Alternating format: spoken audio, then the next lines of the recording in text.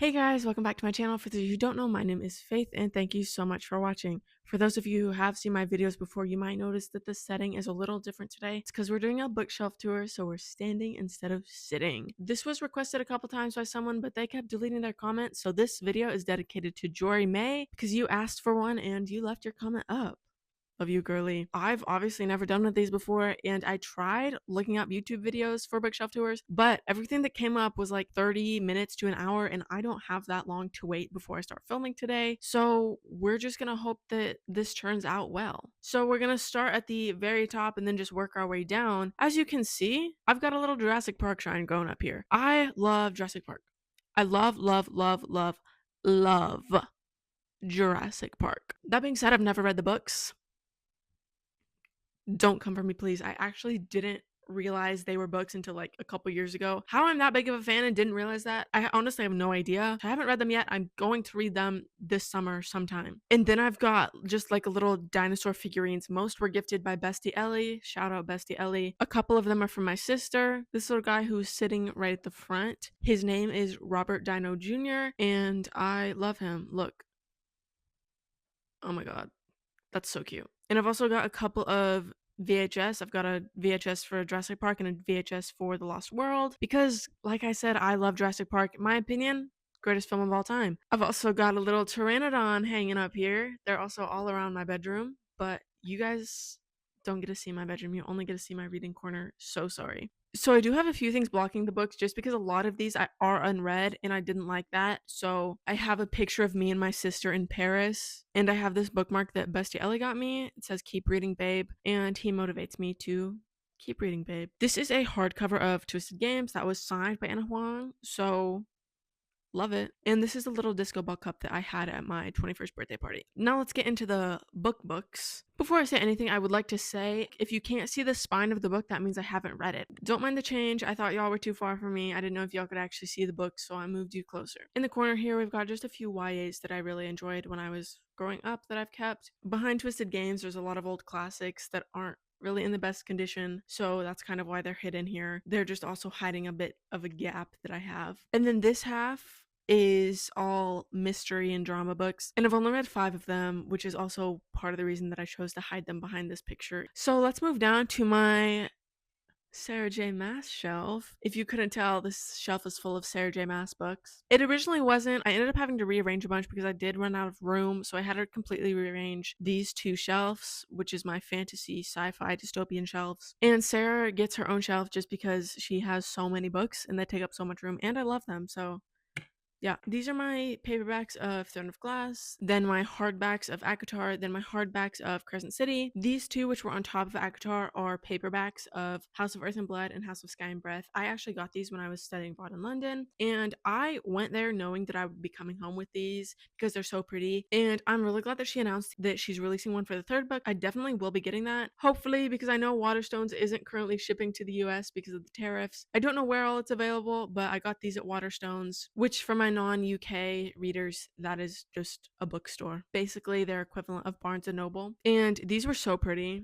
Like, they're stunning, so I had to get them. Moving on from Sarah J. Maas, we have most of my other fantasy, sci-fi, dystopian-esque books over here. Here is the Empyrean. Originally, the Empyrean was up here with ACOTAR and something else, but then Sunrise on the Reaping came out and I had to completely rearrange both of those shelves, so this is where we ended up. I have 2 copies of Fourth Wing, 2 copies of Onyx Storm. What can I say? I love the Empyrean. Then we've got 2 unread books, which are Quicksilver and The Serpent and the Wings of Night, and I'm hoping to read both of them this summer. I've heard they're both really good, so I'm looking forward to that. And then we've got the Hunger Games, and I'm a firm believer that everyone should read these books because they are incredible. There are not enough things that I could say about them, so we're just gonna say they're amazing. On top of the Hunger Games, I've got The Powerless series by Lauren Roberts, and I just got Fearless yesterday, so I'm currently reading it, so that's why it's not up here yet, but it will be added right between Ballad and Reckless. Then we've got the Chaos Walking series by Patrick Ness. I think everyone should read them. They're YA, they're sci-fi. I'm gonna do another video about unpopular books that should be more popular, and I'm gonna mention those more in that. They are really good. I recommend them. I don't see a lot of people talking about them. I don't actually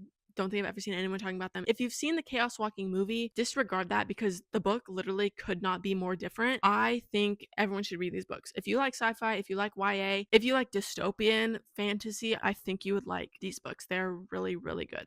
Lastly on the shelf is the Twilight series minus Breaking Dawn. I got my mom the hardcover of these three for Christmas a few years ago. She already had the hardcover of Breaking Dawn, so she kept that and gave me her paperbacks of these three. Yes, I know that New Moon doesn't match. No, I don't care because Taylor Lautner's hot. I am Team Edward, but what can I say? Jacob is still hot. Okay, so now we're on my floor and we're going to talk about my two romance shelves. Most of these are my favorite authors, which is why they're here and not my spinning shelf. I will be replacing some, but I'll get to that when I get to those books. So first we've got Anna Huang books, and these are her 3 series. Right here we've got The Striker. I haven't read it yet, but I'm going to read it this month, so super excited for that. Anna Huang and sports romance? Yes, ma'am. I love Anna Huang. As you can see, it does look like there's no room on the shelf, which is also part of the reason I will be arranging because King of Envy comes out, and that's got to fit right here. Next, we have Boys of Tommen, and I have made a whole video on these. If you like Boys of Tommen, you guys should watch that. I love this series with my whole heart. She's also releasing the next book at the end of May, so I'll also have to have room for that on this shelf, but we'll worry about that when the time comes. Also, I might not be able to get it then because I want the UK versions. The UK versions will match the rest of my books. I was able to get the UK versions of these on Amazon, but I can't pre-order the UK version on Amazon, so I'm trying to figure out how I'm gonna get the next book. I'm gonna be honest, I'm not the biggest fan of Lizzie, so I'm not that upset because this book is about Hugh and Lizzie, but you know, we'll see. Next, we have the Maple Hills series by Hannah Grace, and then a couple Helen Huang books. I will be replacing them with Amelie Reese's books. They're pretty much just there now to fill gaps so that my books aren't spreading out and getting damaged because of how they're sitting on my bookshelf. So when King of Envy comes out, I'm going to switch them out with Amelie Reese's Wildflower series, which I highly, highly, highly, highly, highly recommend. I still love these books. I do like the Wildflower series more, which is why I will be switching. Down here we have Emily Henry books. I love Emily Henry. Great Big Beautiful Life is coming out at the end of this month as well, and I do not have room for that on this shelf. We're gonna have to do some rearranging, but that's a problem for me a month from now. After Emily Henry, we have Elle Kennedy's books, which take up most of the shelf. They start here and end here. So as you can see, that's easily over half the shelf. This one that's turned around is Girl Abroad, which I wanted to read before I went to London, but I just didn't get around to it, so I still haven't read it. Then we've got the Off-Campus series, then the Briar U series, and then Campus Diaries. I think I've said this in literally every single video I've posted on here. I love the Briar universe. The Deal was the first hockey romance book I read, and I've literally read so many since. I love it. If you like hockey, you should read them. If you like sports romances, you should read them. If you don't like hockey romances or you don't like sports romances, read these books and you will love them.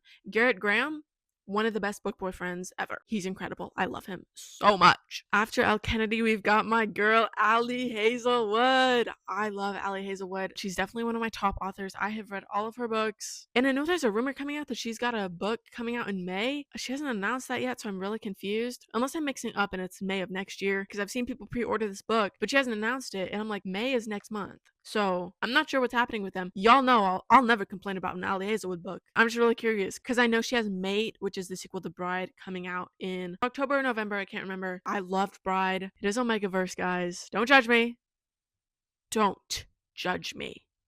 I loved it. Okay, guys, so last on my big bookshelf is the bottom shelf, and as you can see, I haven't read any of them. I know. Oh, so bad. A lot of them are bigger books. I've got a few Stephen Kings. These are the Heroes of Olympics books. I honestly don't know why I haven't gotten around to those yet. I loved Percy Jackson. And these over here are a few mystery books. Most of these are older books, which is part of the reason I haven't read them, just because I see so many new books that I'm like, oh, I want to read, I want to read, I want to read, I want to read. Did I just think about those before I think about these books? So that's also part of the reason why I haven't read them yet. But I really do want to read at least a few of them by summertime because I'm sick of the entire shelf having not been read. I mean, that's really all I can say about this shelf because I literally haven't read any of them. So we're gonna move on to my spinning bookshelf.